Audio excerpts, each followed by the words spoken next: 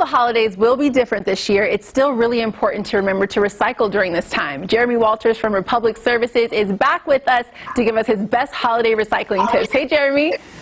Hey, Rocky, how are you? I'm good. How are you? I'm fantastic. Holidays are here, and yeah, they are a little different, but it's time for some cheer, right? Right, and of course, you know, what more can we do?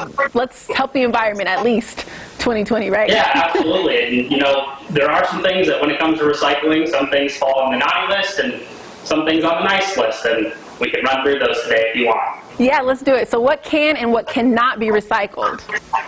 Yeah, so let's start with probably the most fundamental holiday things, and those are the gifts, right?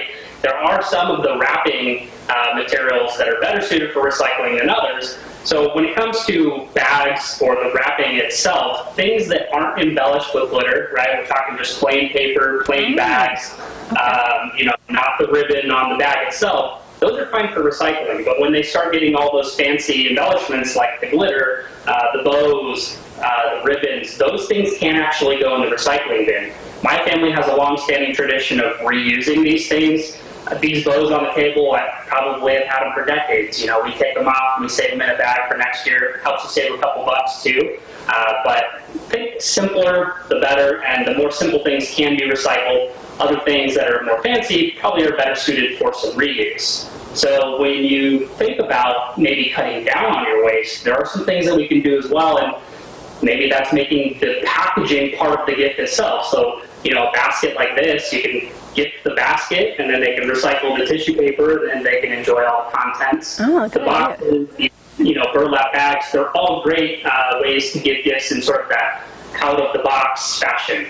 Definitely, and I'm not sure if you said this, but how much waste do people actually generate during the holidays, especially now that we'll have, you know, smaller groups for the holidays? Does that make a difference? Yeah, you know, it could certainly make a difference. We see that on average between Thanksgiving and New Year's Day that people are making about 25% more waste. But the good news is that about 80% of it can actually be reused, repurposed, or in fact recycled. And so that's where a lot of these things, it's got to be that decision on which bar we use before we discard the items. Definitely, and I do love to save bags, especially holiday bags. You can use those for anything, right?